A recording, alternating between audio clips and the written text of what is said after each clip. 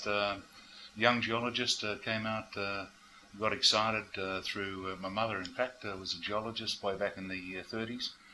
She got me excited in that, and my father had a few gold and tin mines, and it was sort of something that I always liked, and did geology. Came out at the very end of the nickel boom in the late 60s, early 70s, and there were no jobs around, absolutely none. I went to Papua New Guinea as a field assistant, and fell in love with the country. I've lived or worked there for 27 years since that time, and that's where I learned how to take geology. You saw raw geology in the making up there, and I've taken the lessons I've learned about how wild Mother Nature can be and how quickly things can happen. Use that all throughout my life. Respect for miners. In 40 years ago, mining was that funny little industry over there. A lot of people made money on it, but they were pit street miners. In terms of what I see now is the average man in the street. People say, "What do you do?" And I say, "Well, I'm managing director, but geology is what I do." And they start talking about mining, geology.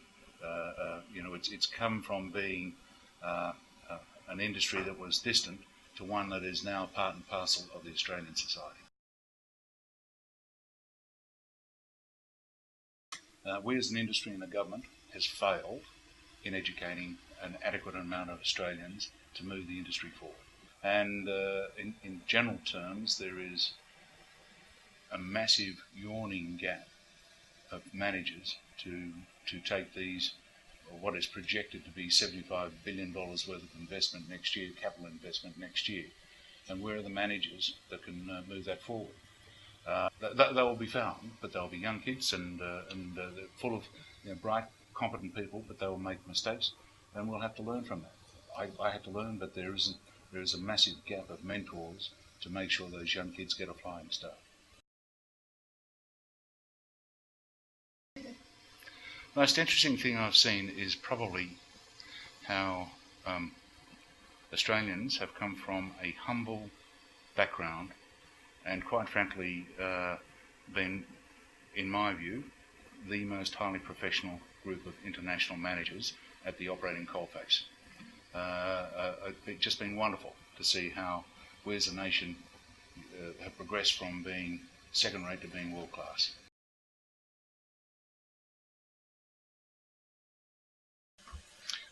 There's many men I admire.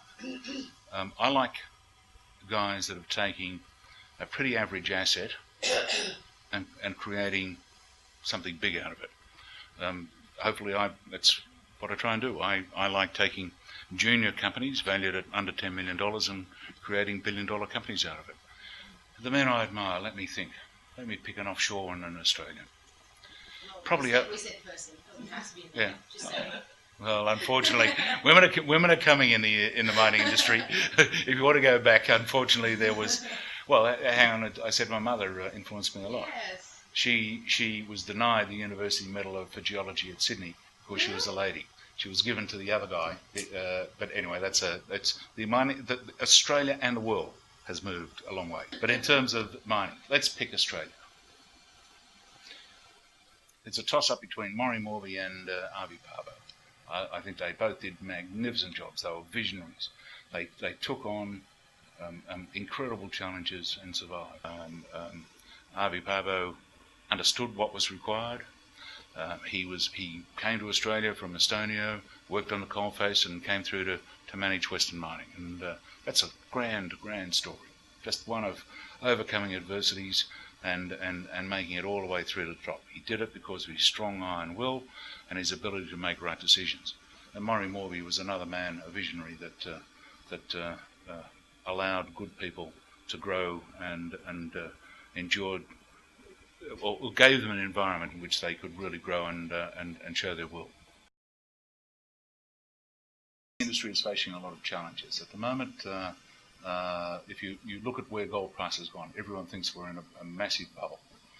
If you go back to look at the relative time frames of what happened to gold from 1970 to about 95, to this current boom that we're in. It really started in 2000 on a multiple times. We are still well below where gold went to back in the 70s and 80s. So I think there's still a long way to go. Gold, for the last 5 years approximately, we have been working on a de facto gold standard.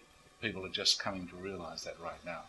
If you go and look at the US dollar, people do not believe in fiat currencies, paper money. They are looking for hard assets. So property and commodities are where they'll head. We are essentially living in a world of negative real interest rates. We're 1%, maybe 2%, but in reality the world is inflating itself at over 2%. With the way the world's going, there's increasing inflation. We're having higher commodity prices. The petrol increases are going to come through, and we're looking at probably a 4% inflation rate around the world. If that is the case, there's only people will not be going to paper; they'll be going to gold. The bonds, which if you look at the markets around the world, the bond market's about 92 trillion, equities about 42 trillion, and gold's $1 trillion. 10%. That if you doubled inflation, you'll cut the value of those bonds by 10% or over $9 trillion. That the world will not allow that to happen. They'll go and find something else to invest in. So you'll see bonds being less preferred and hard assets being preferred. And the one good thing about gold, it is one of the very few instantly fungible hard assets around the world. So I see a long-term future for gold.